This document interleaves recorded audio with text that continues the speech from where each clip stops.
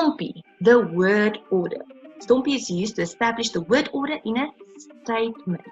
It's important to know the statement, but not in a question or in a command. Why do we need to know STOMPI? Why do we need to know the sentence structure? It is to write sentences correctly, and so that we can do speeches and speak Afrikaans correctly.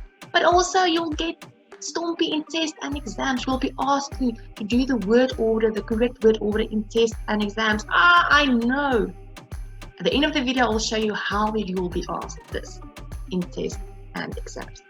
So let's start. STOMPI. So let's start with the S.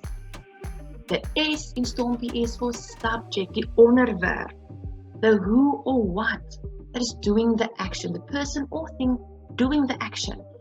It can be die skelm. Die skelm is the person doing the action. Die man, die vrou, John, die nuwe kar. It can even be an animal. Die kat doing the action. Then verb 1. Very important to know, we will always have a verb second in the sentence. The verb is the action word. What are they doing? The action that they are doing. Sleeping, eating, drinking, kicking or playing or dancing. Always second a verb. Ek skop die bal. Skop is our verb, it's second. However, we can have an auxiliary verb second. So ek is, indicating present tense. Ek het, indicating past tense. And ek sal, indicating future tense. You can also have ek kan. Now, if we have one of these auxiliary verbs, then our other action word, our other action verb will move at the, I want to say end of the line, but just before the I. So it will move further down the line, and then that will become verb 2. So if we have one of these ek is, kan, sal, moet, auxiliary verbs, they will be verb 1, and the other action word, the actual doing word, to skop, sing, speel, will be verb 2. Let's look at the sentence. Ek skop die bal. Skop is our normal action word. But now, doep, kan, comes in its place as an auxiliary verb. That will be verb 1, but now we can't have two verb 1s there, so skop will move, in this case, at the end of the line. Kan is then verb 1, and skop is then verb 2. Ek kan die bal skop. Next, STOMPI. The T is for time, tyd. When it is happening, when this action is taking place. Dit kan wees nou, maandag, vanaand, heeldag, the whole day, nooit, of volgende week. Die kind was gister by die skool, indicating it was yesterday. Die kind is heeldag by die skool, the whole day.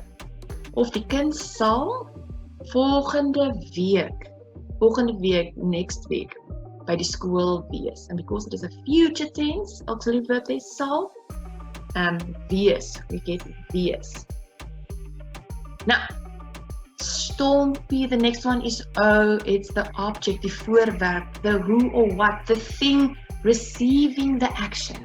Now, we had the person or the thing doing the action, die skelm, but let's say he's stealing something. What is he stealing? What is receiving the action? Die skelm steal die geld, so he's stealing money. That is receiving the action. Die skelm steal die kat. An animal can be receiving the action. Die skelm steal die kat, or even die skelm steal Batman. Batman is receiving the action. So sometimes it is a physical object that you can pick up, but sometimes it is like a person receiving the action. Next, oh, that's quite fast. The M is for manner, an adverb of manner, die wyse. The manner in which the action is done, it is how it is done. Vinnig. Die skelm hardloop vinnig oor die straat. Of stadig, slow. Die skelm loop stadig oor die straat. of versigtig, carefully. Die skelm loop versigtig oor die straat. So how the action is being done. Next, STOMPI. The P is for place, like adverb of place. It is where the action takes place, or where the action is being done. Die man lees die koerant, where? In die parkie, in the park. Die man lees die koerant, where? By die skool. Die man lees die koerant, where? Op die toilet. So the place where the action is being done.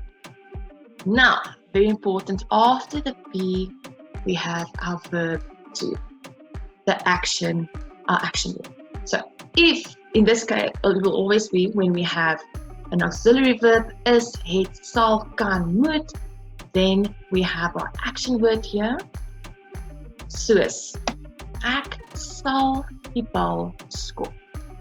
So, because we have sal there, our action word is verb to at the end, skop. If we have het as our auxiliary verb, if it is past tense, then our verb to, which is skop, will have a ge. And if we have past tense het, our verb to, will get a ge. And last but not least, the I is for the infinitive, the reason, the why the person is doing the action in the way that they are doing at the place that they are doing it. So the reason, we also call it the om te. Ek skop die bal om te wen. So it's always at the end of the sentence. The infinite is always at the end of the sentence, except when we have a negative, then that nie is at the end. But otherwise we have the om te, our reason. Ek skop die bal om te wen. To win. Ek skop die bal om beter te word. To get better. See there, our om te is split, but it's still a om te. Om te, our reason. Now, we can start our sentence with a time, or the manner, or the place, or the infinitive, but then we still follow the same normal STOMPI for the rest of the sentence. So if we started with the time, then the second will be verb, then the S for subject, and then we go to the next one that was after, that is in the correct order. Now, let's look how you will be asked this in a test or exam. If you are in grade 8 or older, this is most probably how you will be asked to do STOMPI. You will get the sentence shuffled in little brackets, and you'll be asked to put it in the correct order. Now, you need to go through all of these little words and make sure that you know what part of the sentence they are. Gister is yesterday, so it is a time. Oor die pale, okay, that's a place. Om te oefen, there we have the om te, so we know it's the reason, we know it will go at the end. Het, okay, we know it's a past tense auxiliary verb. Hard, we know it's a manner. Sy rugbybal is an object. Geskop, there we have another verb, and we have a ge, we know it's a past word, past verb.